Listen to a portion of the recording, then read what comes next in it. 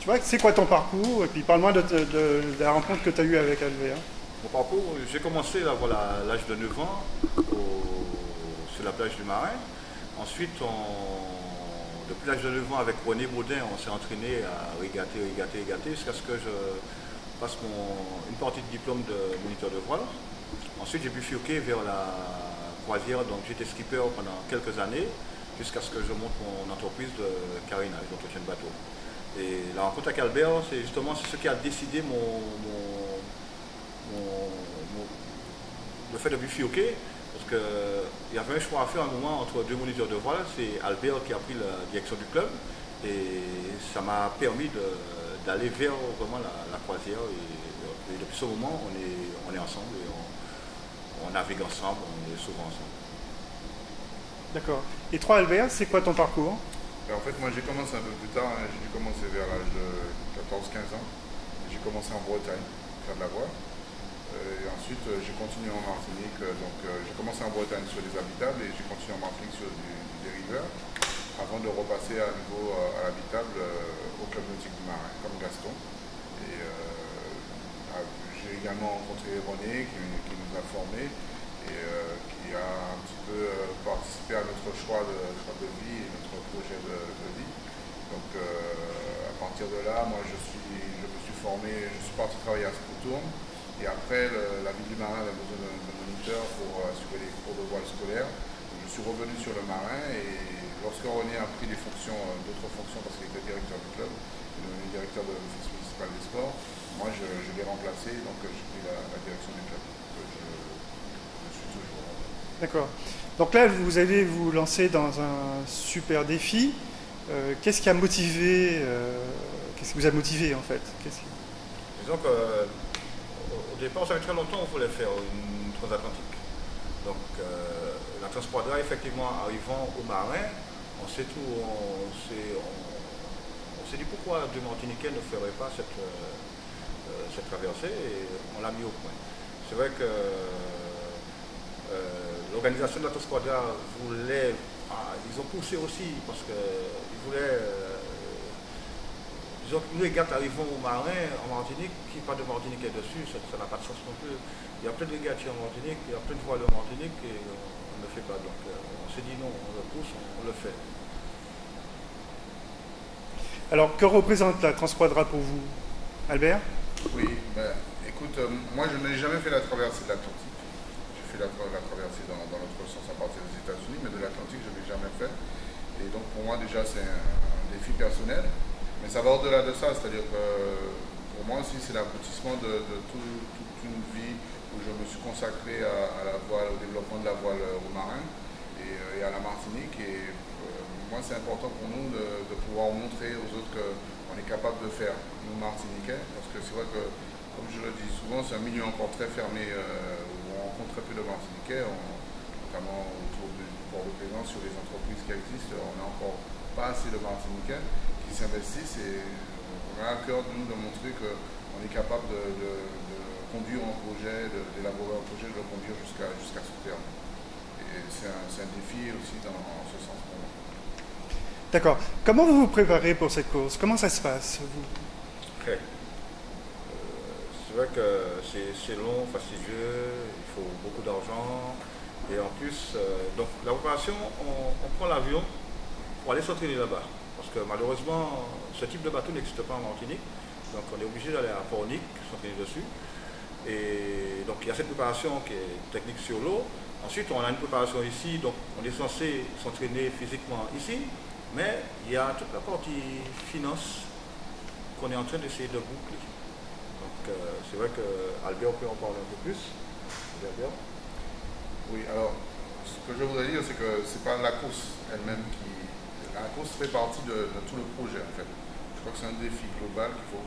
Pour nous, il y a d'abord déjà une recherche de financement, de fonds. Ça, c'est la première étape de notre projet. C'est-à-dire que le premier aboutissement pour nous, ça sera déjà d'être au départ. Donc ça, c'est une première étape. Si déjà on réussit ça, on aura déjà réussi pas mal parce qu'on a un budget qui tourne entre 104 et 120 000 euros. Il faut déjà trouver ses sous. Et c'est pas notre métier de la recherche de sponsors. Donc on est en plein apprentissage et donc on apprend et je pense qu'on devient assez bon, parce qu'on a quand même réussi à avoir déjà à peu près 60% du budget. Et donc on est en train de rechercher d'autres sponsors. On aimerait que ce soit des entreprises martiniquaises qui nous accompagnent dans notre projet. Mais bon, si on ne trouve pas sur place, il faudra qu'on cherche ailleurs.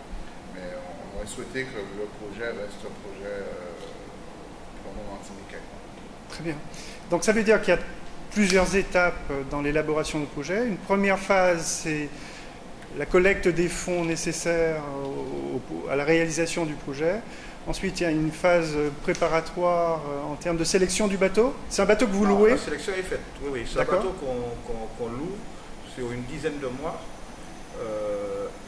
Mais auparavant, on loue un bateau pour l'entraînement. Mais actuellement, on a loué un bateau qui sera construit pour la régate et qui sera revendu après. Mais la sélection est faite. C'est un petit bateau de 31 pieds de chez Archambault.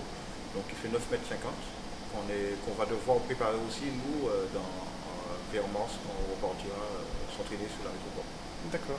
Et vous partez en métropole, à Pornic, sur le site de Pornic pour vous entraîner? Oui, parce qu'il y a une entreprise là-bas qui a des bateaux similaires. Enfin, des bateaux similaires. Disons que ce bateau, il est tout nouveau. Donc ils en ont un pour l'instant, mais la société Archambault est en train d'en sortir tout plein.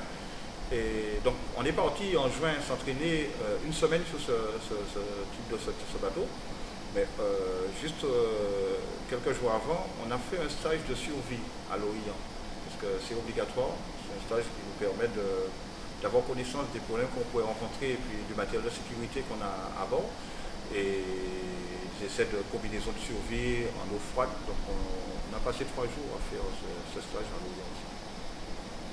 Ok. Donc il y a plusieurs étapes, hein, comme on a vu, et donc vous traversez avec le bateau et vous le laissez en Martinique, c'est ça? Non. Il sera rendu, il retourne en métropole?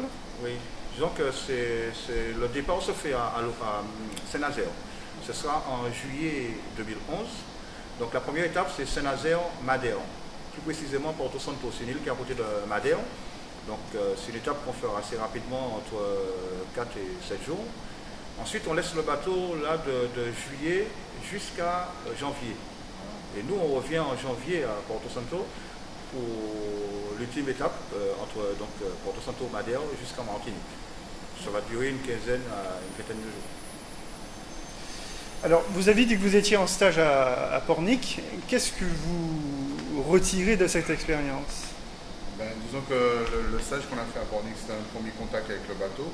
Nous, on avait hésité entre ils ont un A35, un 35 pieds. Et on avait hésité au départ entre le A35 et le A31. Au départ, on était parti sur un A35. Puis après, on nous a conseillé de prendre un A31 pour des raisons de rating. Et finalement, ça nous a permis de voir si on serait à l'aise sur le bateau, si c'est un bateau qui nous convenait, si c'était un bateau suffisamment performant pour pouvoir assurer une bonne place à arriver. Parce que on rappelle qu'on a quand même un objectif sportif qui est d'arriver parmi les meilleurs. Et pour finir, que pense votre entourage par rapport à cette superbe aventure? Les membres du club déjà sont emballés, hein, la plupart, les Marinois également le sont, puisqu'ils nous encouragent. Et les familles sont un petit peu inquiètes, mais bon, je pense que ça va passer au fil des jours, puisqu'on va repartir plusieurs fois sur la métropole s'entraîner sur le bateau. On a prévu un stage en octobre, un autre en mars, et après on partira normalement mi-juin pendant une période d'un mois pour continuer à s'entraîner et à se préparer. Donc a priori, il n'y a pas trop de soucis à avoir.